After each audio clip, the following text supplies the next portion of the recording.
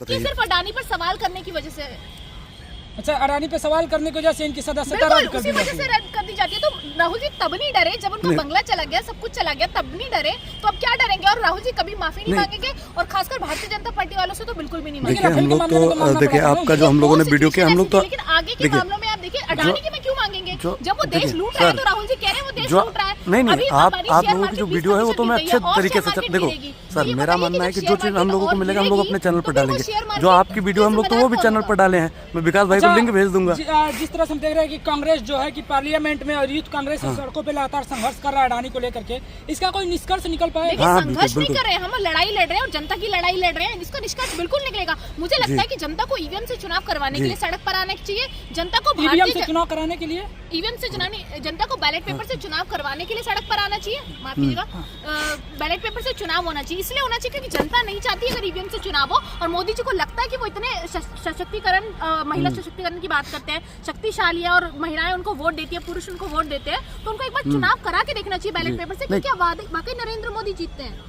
जिस तरह से आपने बोला कि महिला सशक्तिकरण वहाँ पे लाडली बहना योजना और मैया योजना झारखंड में चल गया, योजनाएं बनती है लेकिन क्या उनका लाभ मिल पाता है महिलाओं को? क्या आपने पूछा है चुनाव के बाद नरेंद्र मोदी से कोई पूछ पाता है? क्योंकि इसके बाद तो ये संबल जैसी जो घटना है वो हो जाती है, तो लोग हिंदू मुस्लिम पे रह जाते हैं। अच्छा, एक सवाल है, मेन सवाल है, और आप युवा प्रवक्ता है कांग्रेस की, ईमानदारी से पहले बताइए, ईमानदारी से। बिल्कुल ईमानदारी से, हम ईमानदारी से ही जवाब देते हैं। मोदी जी की तरह थोड़ी झूठ बोलेंगे। कांग्रेस में आरोप लगता है कि जयराम रमेश आरएसएस का है। देखिए मुझे लगता है कि ये बेबुनियाद बातें हैं। जब देखिए आप हार का ठिकाना किसी एक व्यक्ति पर नहीं फोड़ सकते हैं।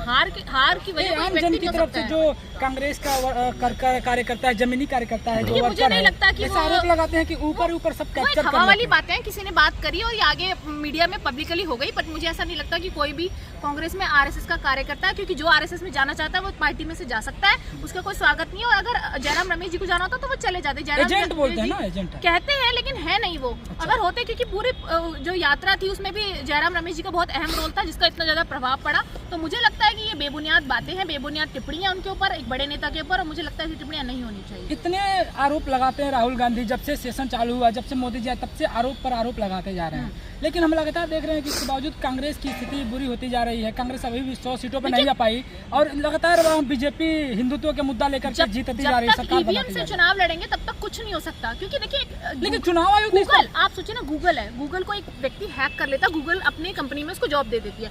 एक इतनी माइक्रोसॉफ्ट की इतनी बड़ी कंपनी को जब हैक हो सकता है, हैकिंग सिस्टम लगा सकता है एक हैक करने वाला बंदा, हैकर, तो आप सोचिए कि कैसे हैकिंग नहीं हो सकती ईवीएम के अंदर। ईवीएम को पूरी किसकी सरकार है, किसकी पुलिस है? अच्छा, एक मिनट मैं बता दूं, जो देख रहे हैं हम लोग जब ईवीएम पे बात करते हैं तो खुद इतना सेंसिटिव मुद्दा होता है कि कितने सारे चैनल्स, कितने सारे बड़े बड़े यूट्यूबर्स हैं, उनके चैनल को क्रश कर दिया गया, उनके चैनल को दबा दिया गया। करते हैं ना ताकि ईवीएम का मुद्दा ना उठ पाए। आप लोगों को मोनेटाइजेशन पॉलिसी खत्म कर देंगे ताकि आपके पास पैसे ना आए तो आप वो मुद्दा नहीं चलाएंगे।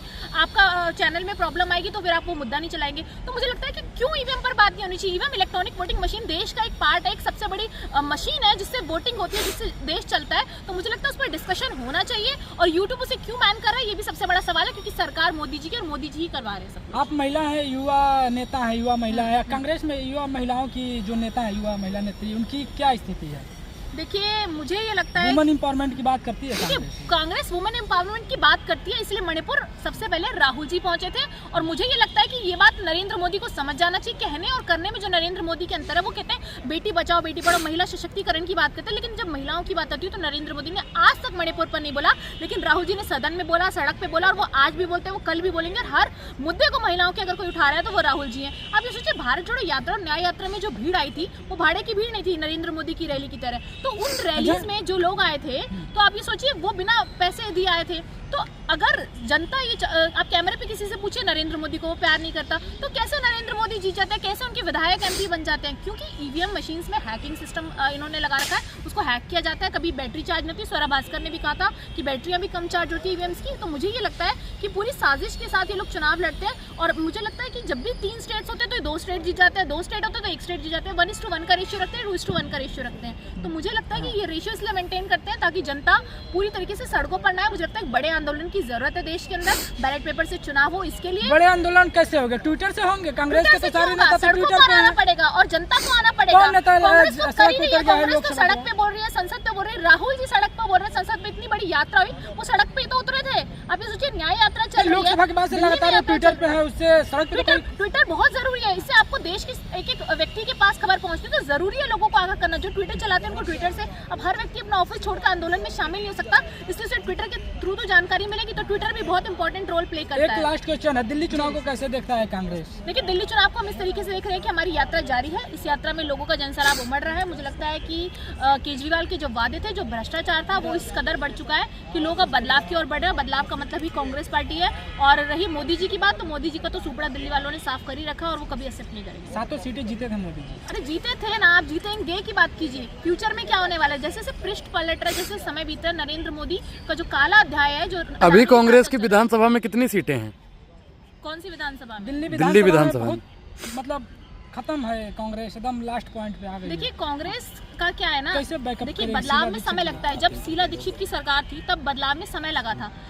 तो वैसे ही शीला दीक्षित जी के जो काम है वो बताने की जनता को समय लगेगा। मुझे लगता है बदलाव करने में थोड़ा समय लगता है, वो धीरे धीरे ही होगा।